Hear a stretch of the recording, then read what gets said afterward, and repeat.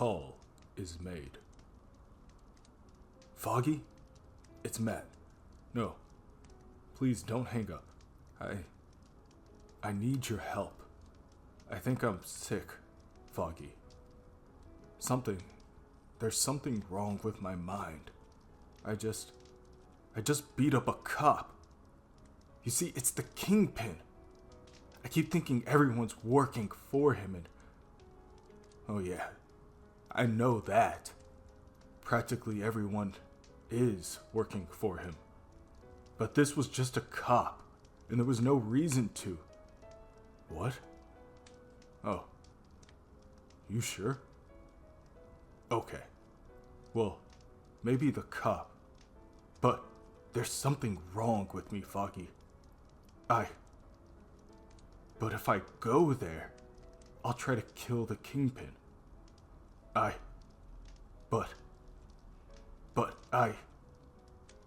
Okay, buddy. I'll give it my best shot. Matt drops the payphone and makes his way to Fisk Tower. He leaves the phone hanging by the cord as the automated speaker continues. There is no live person on the other end. Matt never called Foggy. Foggy was never there. Meanwhile, in Mexico, Karen Page stands in the corner of a bar holding herself close to a payphone hanging on the back wall. She can't believe how hot it is. It's always so hot there. She wonders to herself if that's why she hears that they say the locals there take so many siestas. The heat makes it so hard to keep running, and now she can barely catch her breath.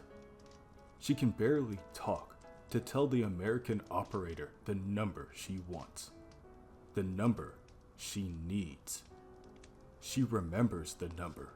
She'd never forget it.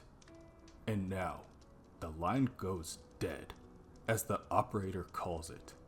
And she remembers the man, Matt. The man she loved once. The man she betrayed. The man who can save her life. But now, the operator is saying that the number has been disconnected.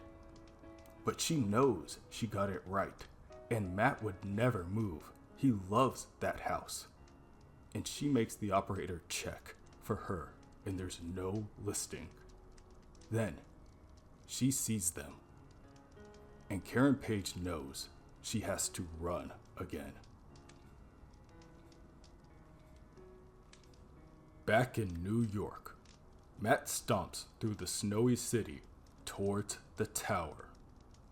All the while, across town at the Daily Bugle, the reporter, Ben Urich, argues for the defense of the man he once called an ally. Yeah, he's a friend of mine. That's why I know there's something rotten going on here, Jonah. Looks pretty cut and dry to me, Urich. Your pal Murdock got caught with his pants down. Matt's straight, Jonah. You don't know how straight. This is a frame. By the Kingpin. The Kingpin? What the devil's a blind lawyer got to do with the Kingpin? I can't tell you that, Jonah. But I want this story. And I'll write it. For one paper or another. J. Jonah Jameson takes a second and leans back in his desk chair before dragging from his cigar. Isn't like you to take a stand, Ben. And, within Foggy Nelson's apartment, Foggy and Glory sit in the darkness, awaiting any kind of communication from Matt. Glory mentions the waiting is worse than when Matt does call. It's like when the bomb went off back in Ireland. It's the not knowing. The waiting. Perhaps ye could try that hotline again. No point, Glory, Foggy counters. that little creep will just try to analyze me again. His shoulders sink. And I can't bring myself to call the cops. But, unbeknownst to the two of them, Matt Murdock strolls unopposed into the front doors of Fisk Tower. A woman greets him with a smile as she leads him down the hall. "Come right in, Mr. Murdock. Mr. Fisk is expecting you." Matt follows the woman through a small unpopulated corridor that leads all the way down to another set of double doors. The woman gleefully opens up one of the doors and allows Matt to step through into an open gym. Within it, one man, the Kingpin, standing in the center of the room awaiting Matt's arrival. No words are said. Matt rushes the Kingpin and strikes him in the gut with his billy club. A childish first attack. Meanwhile, Karen Page is on the run. So close. They came so close this time. The shakes are coming again. She'd throw up if there were anything in her stomach. She wonders to herself how she even got started on the junk. How did she get here? How? She thinks of Matt. Where is he? He always made so much sense of things. She can't keep hiding. New York. That's where Matt is, she decides. Phone or not, she has to get there. Any way she can. Any way she can. Back in the tower, the Kingpin chops down at his feeble opponent, but Matt, if anything, is still quick. He easily dodges the attack and strikes back with a backhand from his club. He uses both of his arms to generate extra force, and the strike makes contact with the Kingpin's nose and breaks it. The skin, now torn open, spills blood down the side of his face. The Kingpin smiles, baring his fangs like some sort of predator high on the hunt. Matt hits him again, this time on the left temple. The Kingpin grabs for him and misses again. Except this time, it was a feint. The Kingpin's stubby fingers latch onto Matt's jacket and, with a single movement, pulls Matt in with one arm and launches a fist straight into Matt's stomach with the other. He follows it up with a strong left cross, and it not only connects, but knocks Matt's glasses off his face and onto the ground.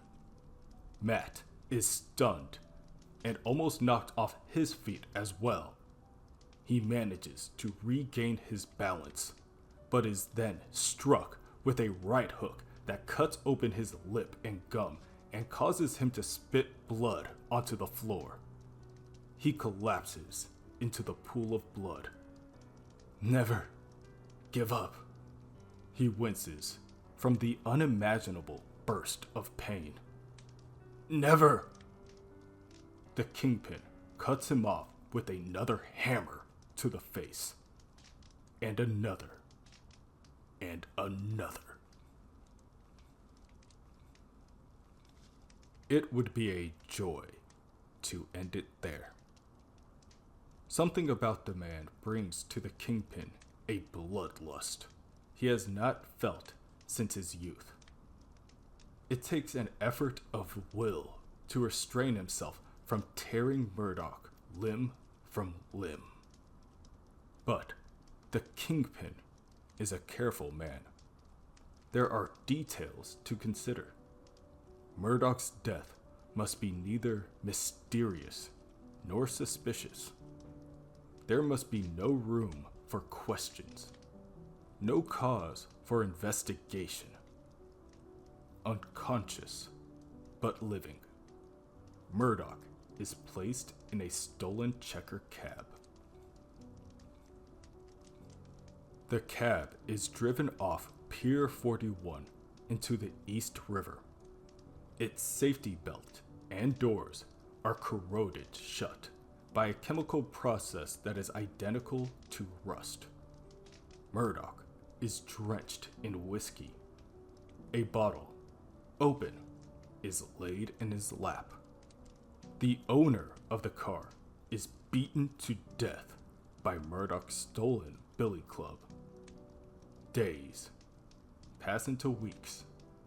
Still, Murdock is never far from the crime lord's thoughts. He imagines one last terrible moment of realization, of Murdock thrashing wildly, desperately, hatefully, screaming soundlessly into the poisoned water. The Kingpin shudders at the thought, in pleasure. Alas, the world seems flooded with sunlight. Daily business becomes a joyous childlike game. The Kingpin has disgraced, destroyed, and murdered the only good man he has ever known. This is his triumph of spirit. At last, the cab is discovered. There is blood and bloody evidence of a struggle. There is a shattered windshield, a safety belt, severed by the windshield's glass, and what must have been a hideous effort of will. But there is no corpse. The thought repeats itself in the forefront of the Kingpin's mind. There is no corpse. There is no corpse.